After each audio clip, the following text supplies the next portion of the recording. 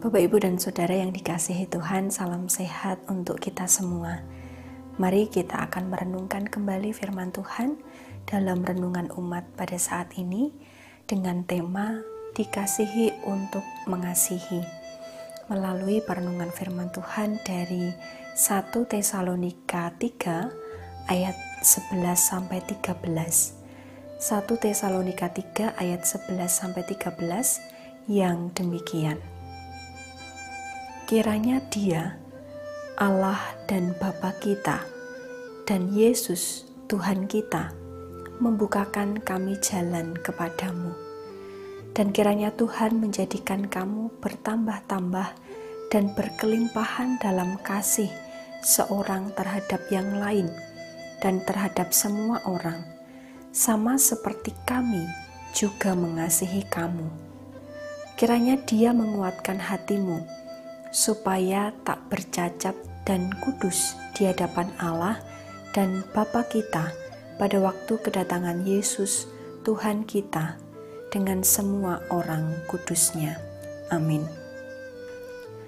Bapak, Ibu, dan Saudara yang dikasihi Tuhan, diberkati untuk menjadi berkat atau dikasihi untuk mengasihi.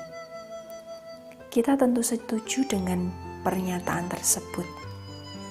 Kalimat itu tak hanya sebatas quotes belaka, namun merupakan cerminan hidup serta implikasi kekristenan yang sejati. Ketika seseorang diberkati atau dikasihi, hendaknya ia juga bersedia untuk menjadi saluran berkat atau mengasihi. Agar bisa mengasihi, terlebih dahulu seseorang itu perlu merasakan kasih itu sendiri. Kasih itu berasal dari Tuhan. Bagaimana bisa merasakan kasih Tuhan itu? Ya, dengan pimpinan Roh Kudus, melalui doa dan permenungan. Sudah tidak diragukan lagi bahwa Rasul Paulus merupakan Rasul Tuhan yang setia dalam pelayanan dan tulus dalam melayani jemaat Tuhan.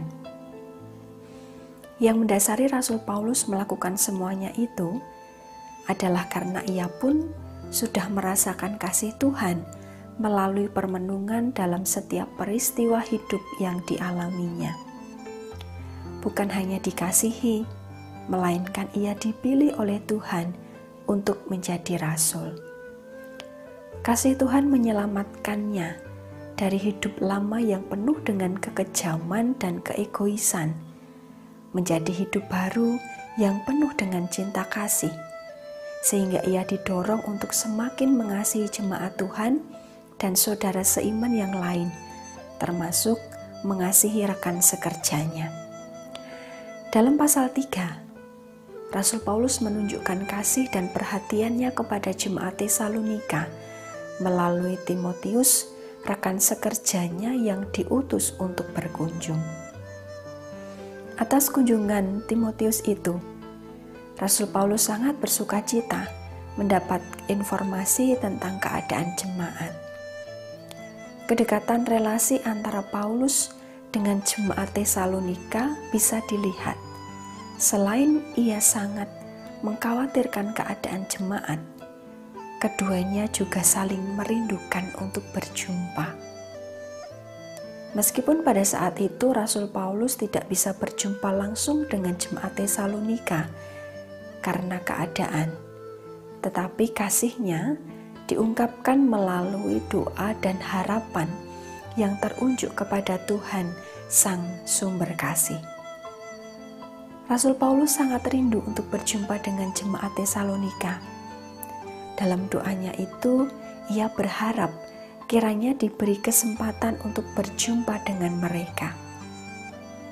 Di ayat 12 dituliskan, "Dan kiranya Tuhan menjadikan kamu bertambah-tambah dan berkelimpahan dalam kasih seorang terhadap yang lain dan terhadap semua orang, sama seperti kami juga mengasihi kamu." Rasul Paulus memohon kepada Tuhan agar jemaat Tesalonika senantiasa bertambah dan berkelimpahan dalam kasih. Dalam doa tersebut, nampak realita tentang prinsip dikasihi untuk mengasihi.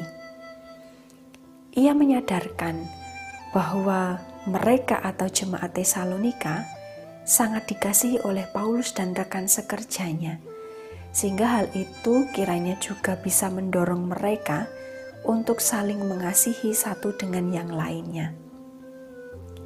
Paulus juga memohon agar Tuhan menguatkan hati jemaat Tesalonika supaya mereka teguh dalam mempertahankan kualitas hidup kudus hingga Kristus datang. Dengan rendah hati, Rasul Paulus menyadarkan harapan dan doanya pada kuasa dan pertolongan Tuhan, Sang Sumber Kasih.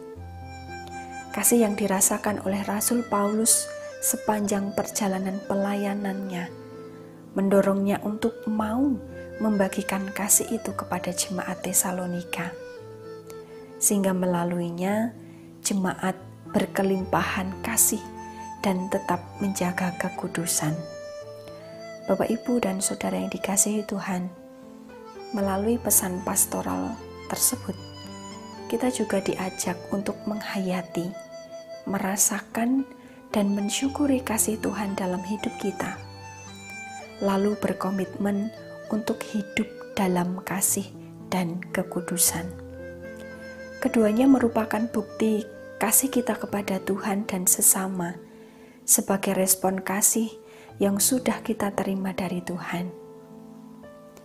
Dalam setiap kejadian atau peristiwa hidup yang dilalui, entah itu suka maupun duka, mari kita membuka hati dalam permenungan tentang kasih Tuhan kepada kita. Mari bersyukur sebab kasih Tuhan itu meneguhkan kita.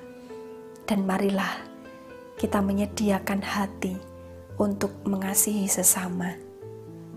Tetaplah saling mengasihi dan menjaga kekudusan sampai Tuhan datang. Amin.